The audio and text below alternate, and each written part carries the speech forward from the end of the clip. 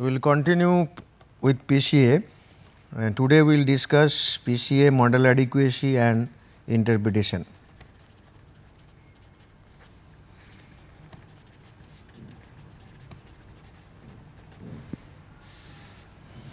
So, last class we have discussed up to extraction of PCA,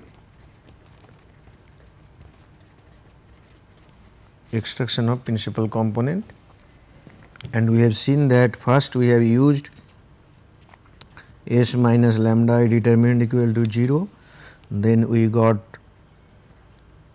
the eigenvalues,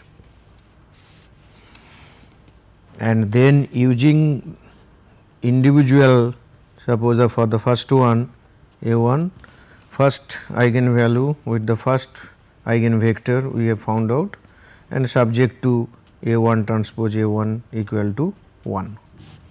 So, similarly you can find out A2 using S minus lambda 2 I A2 equal to 0 and A2 transpose A2 equal to 1. In this same manner you will be able to find out the eigenvectors.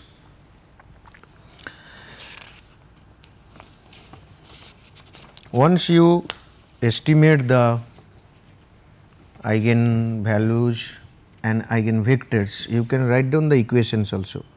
For example, the example we have considered here, that the loadings we are calculating from profit and sales are the two variables, interrelated variables, and we have extracted also two component PC1, PC2, and these are all Z1, Z2, and the loadings, that basically this component loading or the eigenvectors 0.19 and 0.98 for your first one, that your component 1, 0.19 x1, 0.98 x2, and similarly for Z2 it is 0.98 x1 minus 0.19 x2.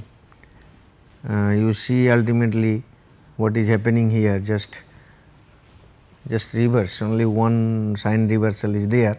So, what I ask you that you please compute in detail using this matrix, S matrix like 1.15, 5.76 and 5.76, 29.54, you compute in detail and you come to up to this level, you will be able to find out why, what is the reason of this type of relationships.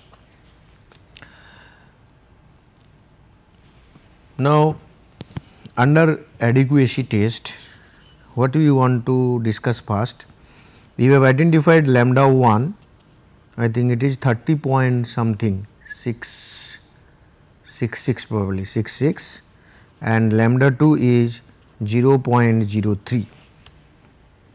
Okay.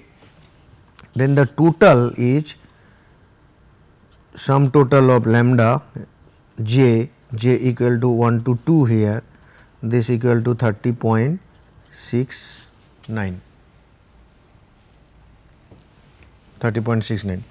Now, we have extracted this from this S matrix.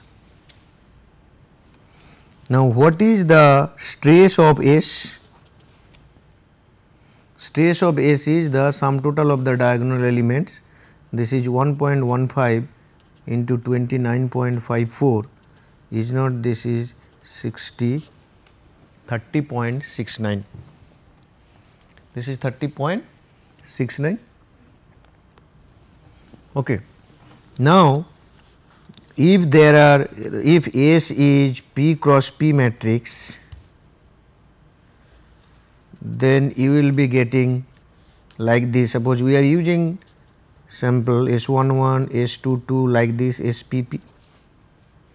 Other way you can write S11 equal to S1 square, S2 square like this SP square, that you will be getting, and definitely there are off diagonal values are also there. But stress is this. So, I can say stress of S is nothing but sum total j equal to 1 to P Sj square. Okay. So, this can be proved that your sum total of lambda j, j equal to 1 to p equal to sum total of j Sj square.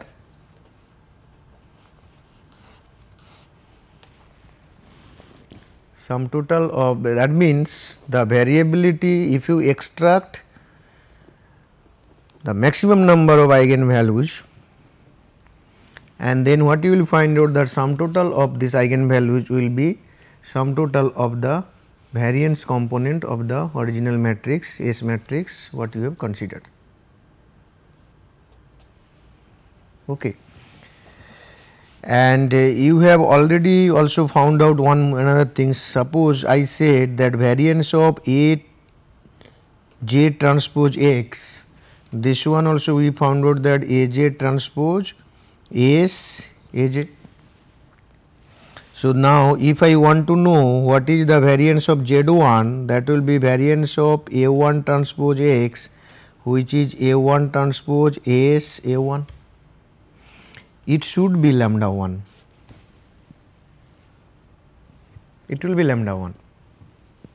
How? What is your A1?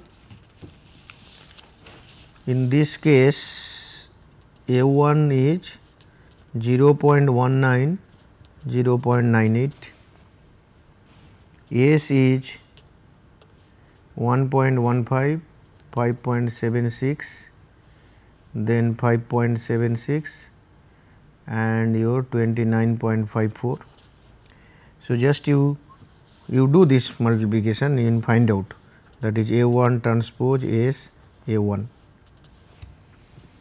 You find out, because this one you see A1 transpose is 1 cross 2, 2 cross 2, 2 cross 1. So, resultant will be 1 cross 1 and definitely this will be 30.66, which is S A1 is lambda A1, and if we can take lambda, since lambda 1 is a scalar, we can take lambda outside and A1. That you can do also, that is also possible. Basically what I am saying, suppose if you create a diagonal matrix of lambda, that is lambda 1 all 0, lambda 2, then lambda p, then what you can write basically is sum total of this one. I think that Sj square, j equal to 1 to p Sj square, that you can write trace of your lambda A lambda, I think A transpose, that you can be written, it can be written like this. Now, you will, what you will do basically, you why I am using A, because we have started with this, and then lambda, this is the transformation matrix. So, it will be lambda transpose your A, trace of this. Now, A transpose A, this is orthogonal I. So, trace of lambda into I, this will be trace of lambda, that means diagonal elements. So, sum total of j equal to 1 to p lambda j square. So, this is what is the decomposition. Lambda j square, j equal to 1 to p equal to Sj square. It's not square, I think. Lambda j. Lambda j. If you go for singular value decomposition, then that will be that square will be there. Okay, fine. So, this is the case. So, I think you now understand that the relationships, everything is these are known. What is next? Next is, as I was telling you, suppose you got lambda 1 equal to 30.66, lambda 2 equal to 0.03. These are point estimates, because we have taken a sample S that 2 by 2 matrix from n equal to certain values. I think our case n equal to 12, 2 variables values here. Suppose if I go for next time, as I told you earlier also.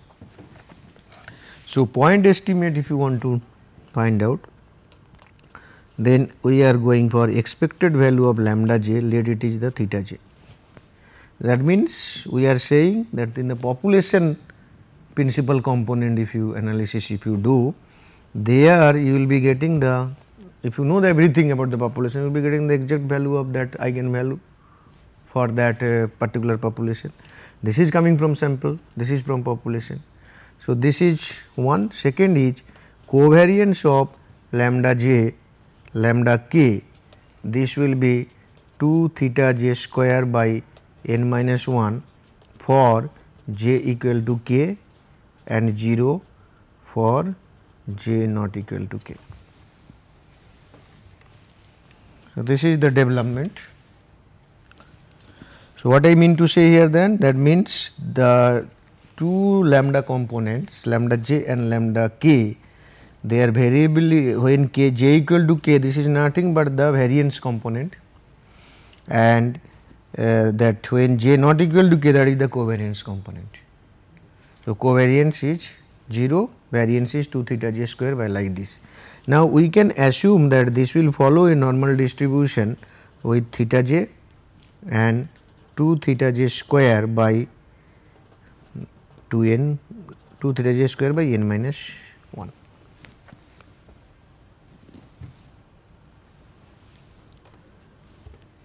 If you when that means you know the distribution. Now, how this distribution is coming, that is definitely a question, but it is a complicated issue. So, there are several researchers, statisticians developed this. So, we are sticking to this, that this means lambda j can be approximated to normal distribution and provided definitely n is large, provided n is large. Now, when this is the situation, can you not find out the your that confidence interval for theta j? So, what you will do basically, you want to find out this minus z alpha by 2 plus z alpha by 2. We know that lambda j minus expected value of lambda j by standard error of lambda j, this follows z 0 1, that basic statistics, that concept. So, that means lambda j minus theta j. Now, what is the standard error of lambda j? Now, what is the value here? That variance part 2 theta j square by n minus 1. So, that means standard error, if you write down here, this will be 2 theta j square by n minus 1. Now, this quantity will be this side minus z alpha by 2, this side plus z alpha by 2. Okay. So, ultimately this one can be written like this, z alpha by 2 less than lambda j minus theta j by theta j will come out root over 2 by n minus 1 less than z alpha by 2. You do now mathematical manipulation, then ultimately what you will get, you want something like this, getting me? So, theta j will come out here, then this theta j is there. So, this theta j plus this quantity will be added, and then as it is within this, so 1 by something will come. Final form will be like this, 1 plus z alpha by 2 by n minus 1, then 1 by 1 minus z alpha by 2 2 by n minus 1, but we have this lambda j component. So, it will be lambda j, it will be lambda j into lambda j you can write.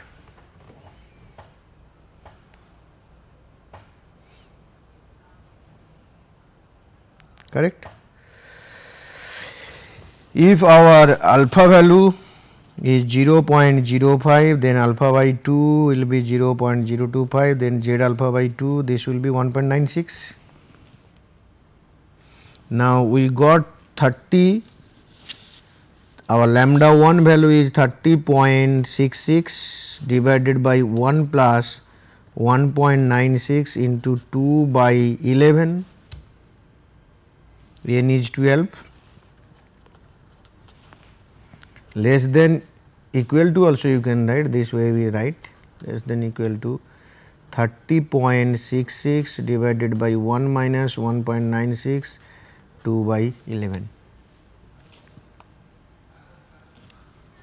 Okay. So, ultimately this quantity will yield that 30.66 by 1.836 less than equal to theta j less than equal to 30.66 by your 1 minus this 0.0164, and this leads to 16.70 less than theta 1, because we are considering j equal to 1, j equal to 1. So, if I write theta j also j equal to 1 here, then this value is 186.95.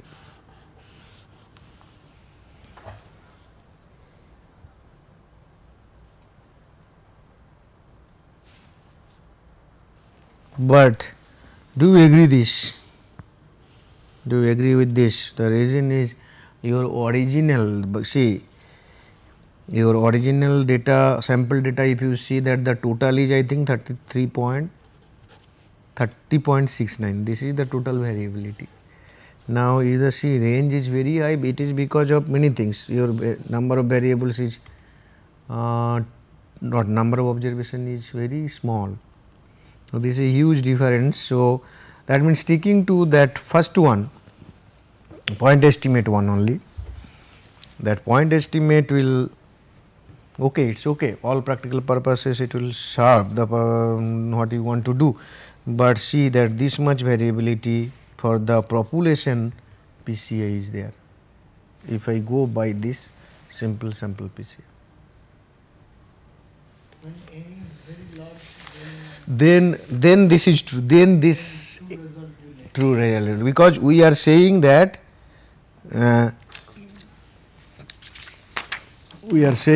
this is possible when n is large.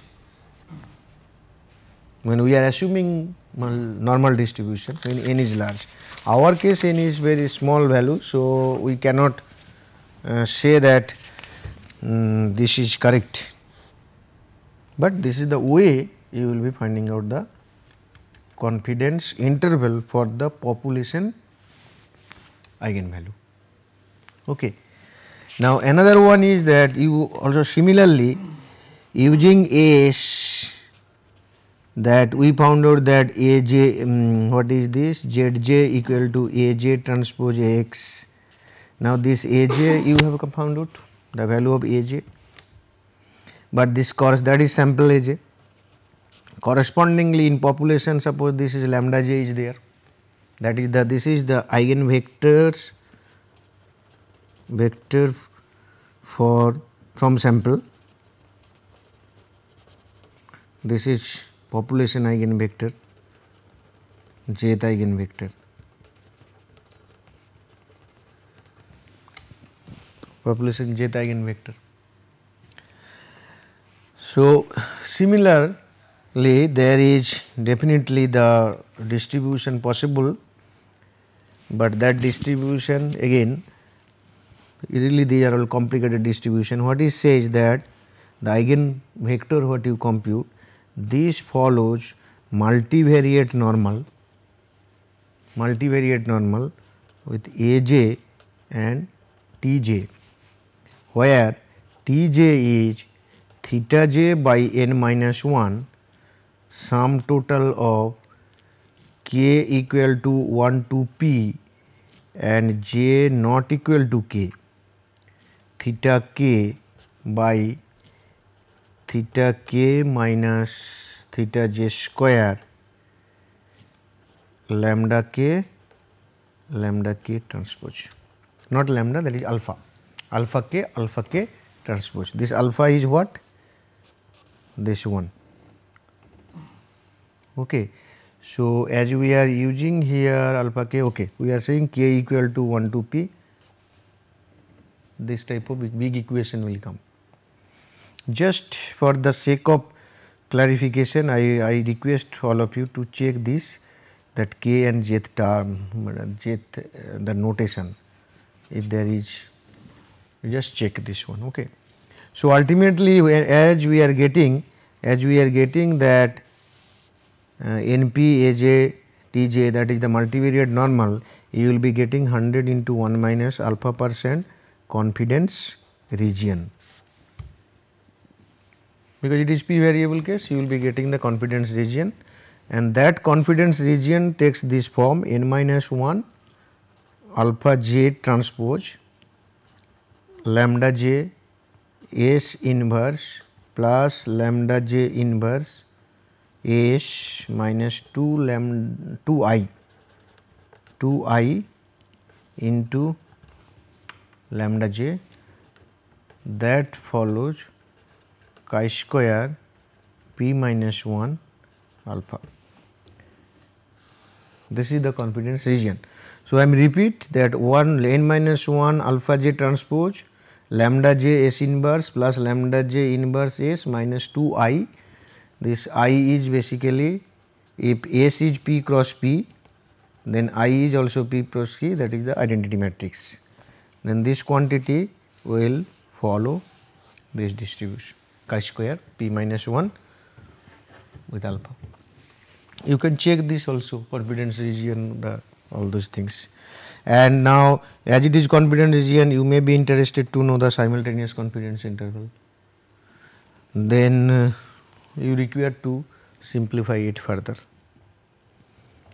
But these are really complex issues. But I am giving you basically what you have applied your PCA, that is from sample. Now, what is the guarantee that, suppose in the texture direction what you are trying to find out, that you are actually going for the true, what is your sample size? It is quite large?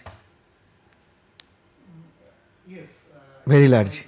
Very large. So, we are, I think you can still check the particularly the confidence interval for lambda j eigenvalues. That means the dispersion must be checked, and if it is very, I think it will be within the limit, because when n is large. Okay. So, each image of size 128 cross 128, then we have 128 into 128, this much data. no, what is this 128? 128 into 128. No, I understand, but 120, this is a matrix, 128 cross 128. What about n? What is n? Total observations. Total is 128 into 128. 128 into 128. So, these many observations are there. It is a quite large object. Okay. So, I think that as you are doing it, maybe you will be we will be finding papers where this dispersion measures for the eigenvalues, that is not considered. That means uncertainty part is not considered. So, you can propose, your adequacy will be much better. You can propose that, okay, and maybe different sample size, how the adequacy, that your fitness will change, that can be also a good addition, theoretical contribution. Okay. Now, let us see this, what is that example. Now, see what happened ultimately, lambda 1 is this, and ultimately this is what is our confidence region. And you have seen in multivariate normal distribution case, the exponent term, that same thing it is basically. When I am talking about that that your Aj is multivariate normal, for two variable case the ellipse is formed, ellipse is formed. So, you find out the confidence ellipse for your eigenvector. Okay. Then I will show you the that model adequacy test in terms of Bartlett sphericity test. Then we will go for what are the different criteria that can be used to find out that what are the number of pieces that can be retained, and finally also we will show that some hypothesis test. What is this? Suppose what is happening? Suppose there are p x variables, you are extracting pieces, m pieces you are extracting. Let m is much less than p. For example, I am taking 20 variables and I then finally converting into 2-dimensional issue using PCA. So, that means you are excluding 18 dimensions, you are removing this. If your data is very highly correlated, then only it is possible. That means the 18 dimensions are not required, they are so much highly correlated that eigenvalues will be 0 for all the remaining 18s, only for 2 eigenvalues will be significant, others will be almost negligible. So, then that 18 pieces what you are not considering, are not they considering, are not they giving you something wrong signal that okay, if you go by subjective criteria of eliminating some of the principal components, it may give you some wrong results. So, finally, that is why what we want to say that some hypothesis test, that we are removing a subset of principal components, and then we want to see that whether those sets are contributing to the extraction or not, or to the explaining the variability. In true sense, that is not extraction. What I mean to say, that explaining the variability of the x, or whether the discarded components variability is very limited or small. Okay. What is Bartlett sphericity test? Bartlett sphericity test is very interesting. For example, you just see your data, scattered data x1 and x2,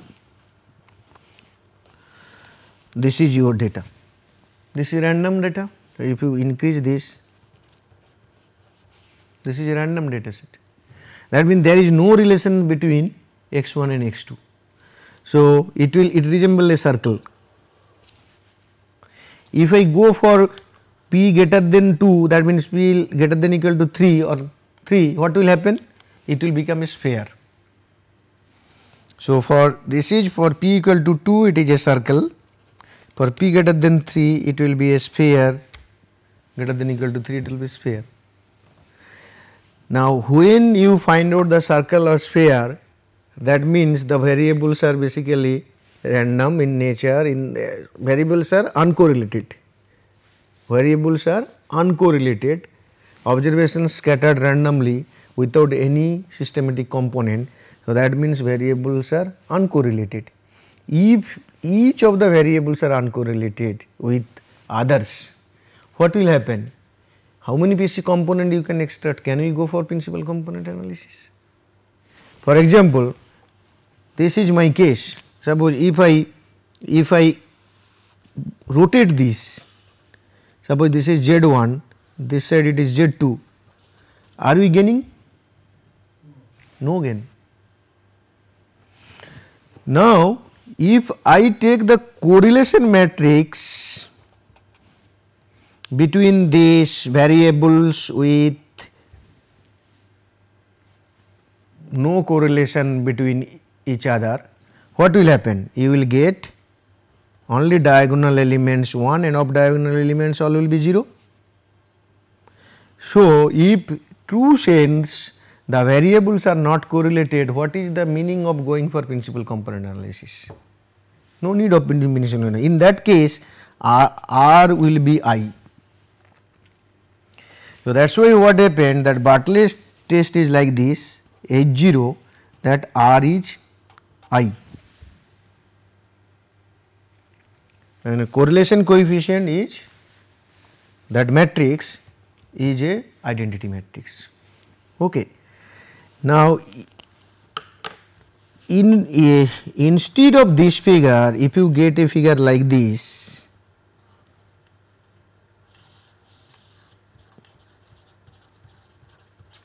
high correlation is there.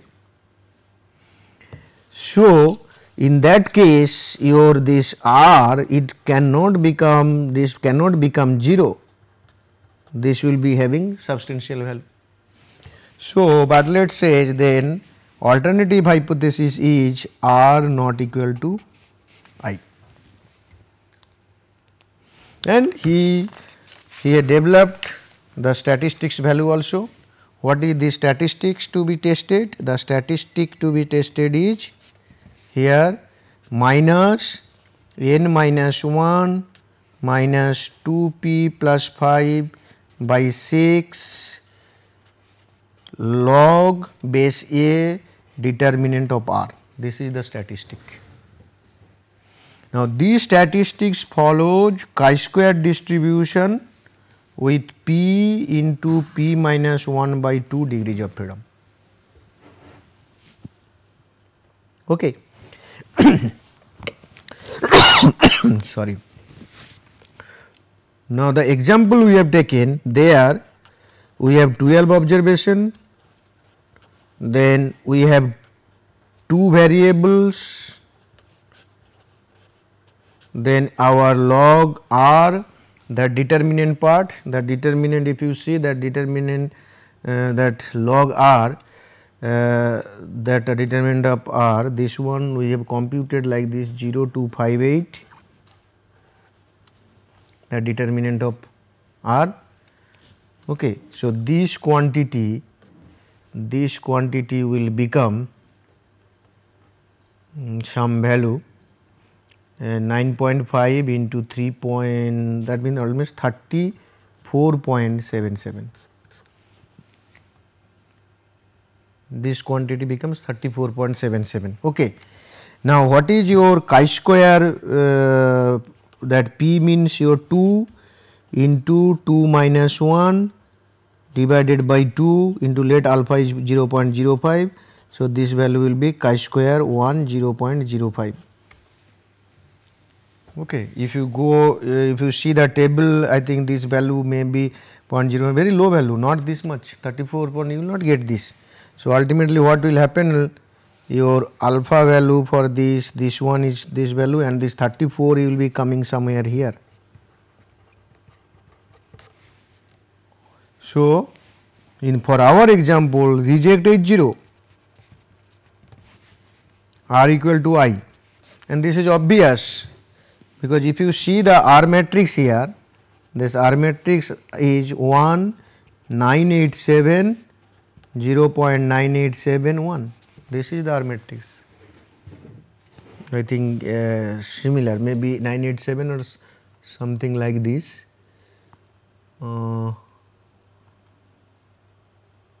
Somewhere it is there. Okay. But very high value. So, when there is high value, that Bartlett's this null hypothesis will be rejected. What we are saying, you can go for principal component analysis. Okay. Now, this is one of the tests. In fact, this test can be done much before the principal component analysis. You first see the correlation matrix, then this correlation, you go for Bartlett's test. If you find that yes, there is sphericity, no need of going for principal component. So much of effort, why should you put?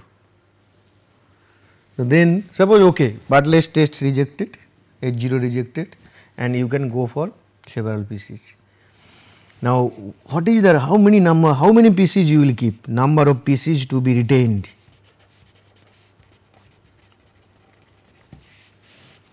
There are several criteria. One of the criteria is cumulative percentage. Cumulative percentage variance explained.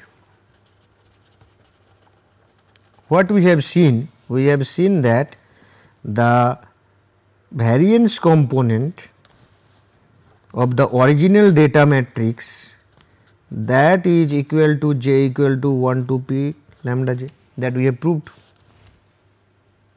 Okay. So, that is why what you do like this. Suppose this is lambda j, that is lambda 1, lambda 2, so like this there will be lambda p. You find out the value of lambda 1 value how much, some value like this you are getting, then this is the value, then you find out cumulative value. Okay. For example, in this case our first one is 30.66, second one is 0.03. So, this is 30.66, this is 30.69. If I see the percentage cumulative 36.55 by 36.69, this will be almost 99%. 30.66 by total sum of lambda, I think. Yeah, that is the total sum of lambda, because we have only two for the example, that is 2. So, that is why this into 100 it will be almost 99%. Now, the thing is that you just go on doing like this, that lambda 1 divided by sum of lambda j, that lambda 1 plus lambda 2 divided by sum of lambda j. So, into 100 into 100. So, similar way then you find out what is the percentage, what percentage, like this. Then you put a cutoff, let my cutoff is 90%. So, those many lambda components you keep, that is cumulative percentage of total variance explained. This is what is the first criteria you can do. Okay. So, in this criteria what will happen, you may find out that in order to go for 90% of the total variability of x to be explained, you may take some of the principal components, for example, j plus 1 to maybe j plus m, these many component, or up to j plus 1 to lambda p, these many components. These components you have taken, or if I say m, no problem, m, these components you have taken whose values are almost equal, very negligible. For example, if I plot like this, this is my lambda value, this side the PC values, PC1 to PCP component, you may find out first lambda value is here, second lambda value is here, third lambda value is here, fourth lambda value may be here, like this. You may get a figure like this. Actually, suppose 90% is coming here. This is your 90%, because if you go for cumulative at this point, if you extract here and you make a percentage column also, cumulative percentage, this will be 90%. Okay. So, but see, from contribution point of view, if I see, I think from here up to here it is okay, there is difference, but all those values are not significantly different. There is minuscule contribution, still they are there because I want this. So, in that case, you may not be interested in 90% total variability explained, you may sacrifice little bit, and then you come to some other total variability, maybe it is 80%. fine. So then fine, you go for 80% and then this many component you keep.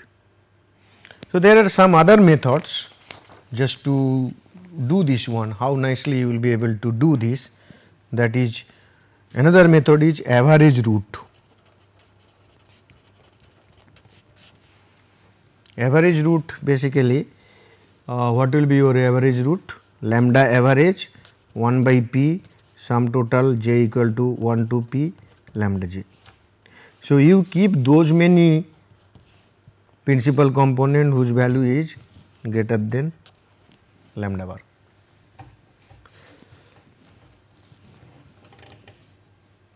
Getting?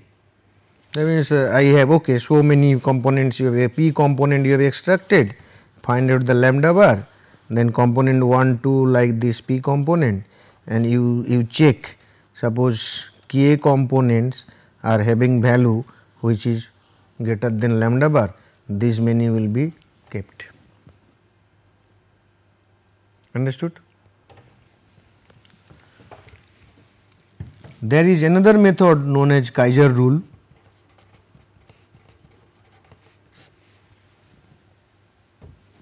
Kaiser rule says that you, instead of S, you use correlation matrix, R matrix, that is the correlation matrix for extracting PCH.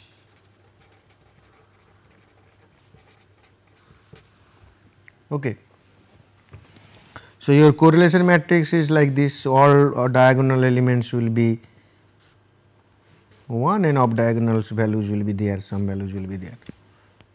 Then what is the trace of R? This will be, if it is P cross P matrix, that will be P.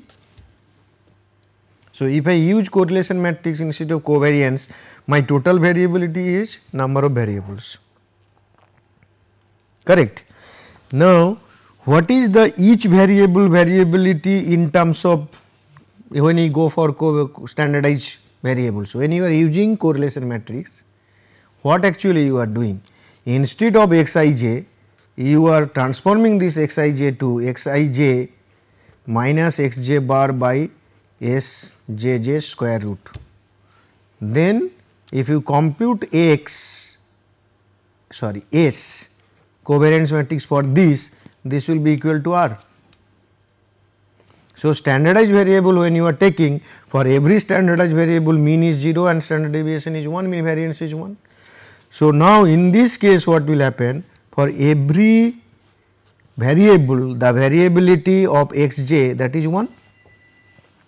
For standardization I am giving the tilde symbol. So if any of the lambda j that is obtained from that correlation matrix value is less than 1, no need of keeping this, because this component is not able to explain a single variable variability. So that is why what he says that you keep those principal component whose lambda value is greater than equal to 1. This is keep those many.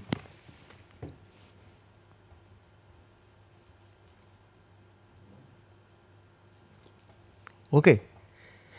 So there is another criteria which is, please. I have one question regarding average root. This one. Yes, sir. Here we are arranging lambdas in descending order, suppose. No, when you extract, your lambda 1 is always greater than equal to lambda 2. Yes, yes. You are getting me? So we are arranging eigenvalues in descending order. It is obvious. Yes. It is obvious because your Now this lambda 1 must be greater than the average lambda. has to be. It has to be. So one component is sufficient according to that criteria. No, that is not the criteria. You take all those components whose lambda value is greater than lambda bar. Okay. Not not one. Getting me? It is not all the components having eigenvalue greater than the average eigenvalue. Okay. Okay. The another criteria is broken stick method.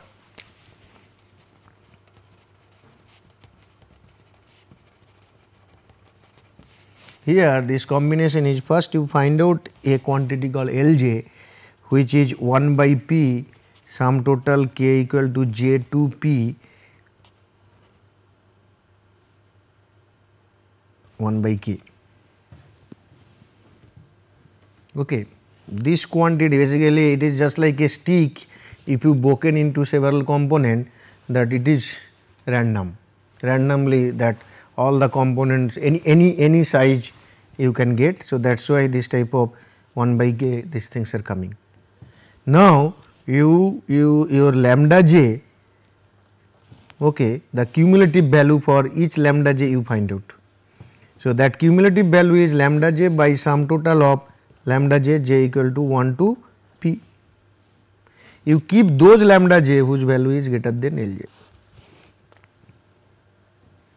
So, again the descending order is there, na, lambda 1 lambda 2 like this. So, you find out, so for the first one k equal to 1 to p, find out this quantity is this quantity is less than the cumulative percentage explained here, then keep this. Similarly, keep this. When you are going forward, ultimately k is changing. If it is first one is 1, second one is 2. So, from 2 to p 1 by k, that way you are taking the broken stick method. So, this is another criteria. Then the popular criteria, one more popular criteria is there, that is scree plot. Getting me? Now, see the scree plot here. Scree plot is nothing but you just this side you keep the lambda value, this side the PC, then put for every lambda values you put here, and you will find out that ultimately it will create, the curve will create an elbow type of shape. Elbow will be there. Elbow is the point. What does it mean? If you take the normal posture, the standard normal posture, sitting posture, in that case what will happen, your that forearm will be and upper arm should make 90-degree angle perpendicular, that is the thing. So, that means this elbow point you find out the point where this type of 90-degree you will not get here, but if you get, that is the best one. So, you are finding out where this elbow lies. You take principal number of component up to that elbow level. Okay, this is the usual one.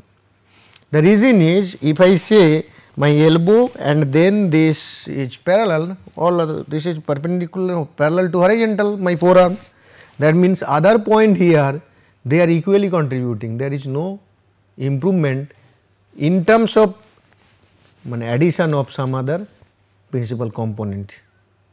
Then you have to add everyone, all the things, because they are parallel. Okay. Now, in our case, this is 2 variable case only. So, 2 principal component, you have found out that only 1 component is enough, we do not require more. Okay. ठीक. Any question here up to this? What we should study for all those analysis? Which one you want to follow? Yes. And so many things are there. See, ultimately what happened, I can say that each are basically almost the same thing they are talking about, one way or other with a little difference. Now, cumulative percentage, We have used that. that is probably that we cannot ignore that one, because ultimately the original data set, this has certain variability, that covariance structure is there. What you are doing using PCA, that covariance structure you want to explain in some transform dimensions, some transform variables. So, if I am not able to explain that majority of the variability present in the original data set, then I think it is not a good model.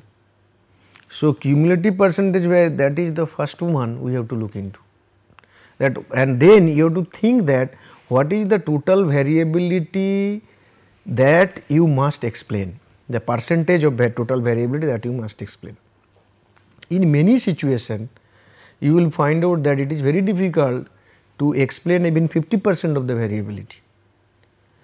Now, question is, then if I require 20 variables, 20 dimension to explain 90% variability. Now, if I reduce it to 5 dimension and able to explain 80% variability, then definitely I will go for the 5 dimension with reduction of 20% variability. You are not able to explain the 25% variability, that 90 to 80, that is 10% reduction is there, correct, that is possible. Second thing, then why all those things are there? These are all basically you go for everyone, then you see which one is favoring you. But whatever you will do, either broken stick or Kaiser rule or your scree plot, finally you have to see that how much the total variability you are able to explain. This scree plot is basically a visual representation, getting me? And question is that, another important question is that whether we will go for S or R, which matrix you will explain. See, if you use S and if you use R, that you will get different results. It is in the transformed case. Now, it all depends on that what you want. You want that, suppose you are measuring the variables in different units, the variability is wide. And under this case, suppose your interest is not the strain, the pattern of relationship, covariance relationship, then I will ask you go for correlation matrix. Okay. That means whatever axis dimensions you get, it in terms of correlation matrix, that vectors, eigenvectors will be created, and there the pattern of relationship is more important, not the strength. If it is the strength is also equally important, then you go for covariance matrix, because covariance is in the original domain, not transforming. When you are going for R, you are going to the standardized variables. So, that you have to look into where you want to do. Okay. Then final one is that, as I told you, the hypothesis test, that Bartlett 1950 developed this one. So, suppose by these traditional method like scree plot, broken sticks and other things, you are keeping out of P components, you are keeping M components, or let P minus M components you are keeping. That means M component you are discarding.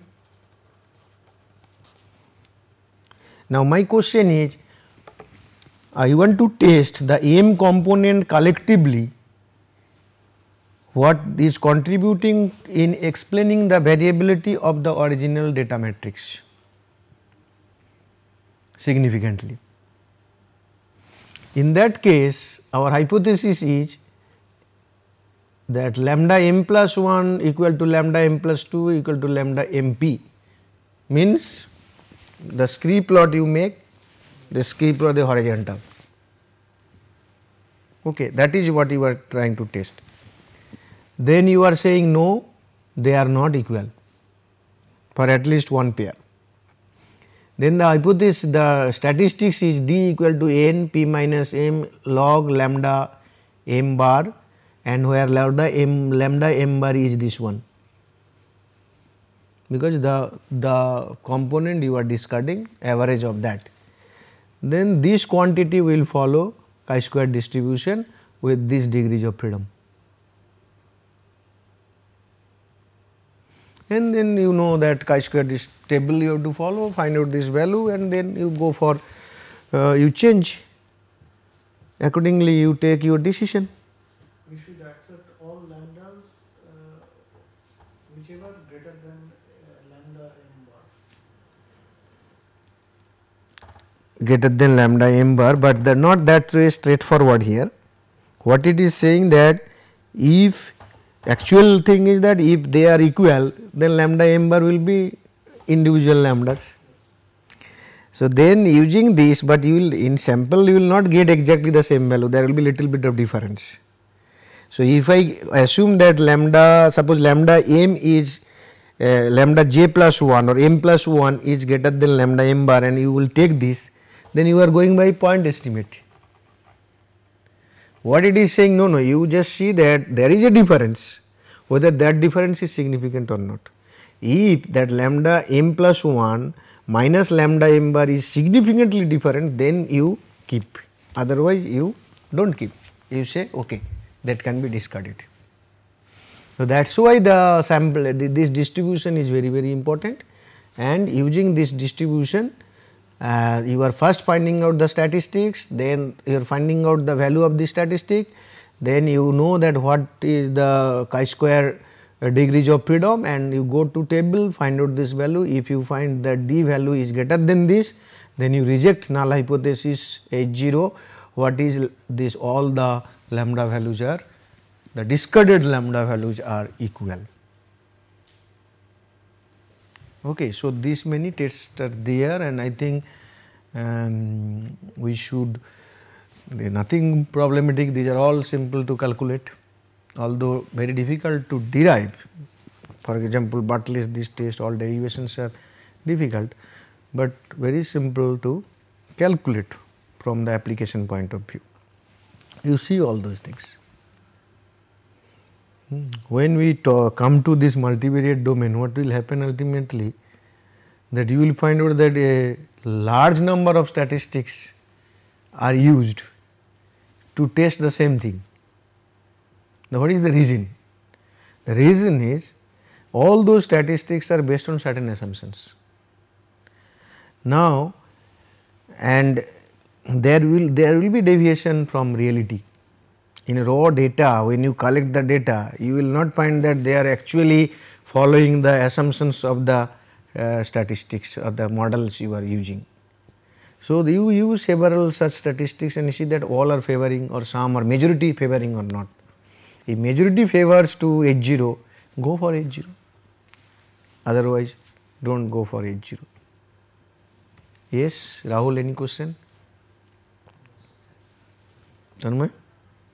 So, I think we will stop here, and afternoon I will show you in Minitab or SPSS somewhere that given data how to go for your multiple regression, multivariate regression, then principal component analysis, and also we will see MANOVA part. Very simple, add data, things will, and click business, things will be done. Even then, once I show, it will be easy for you to use the softwares. Okay, thank you very much.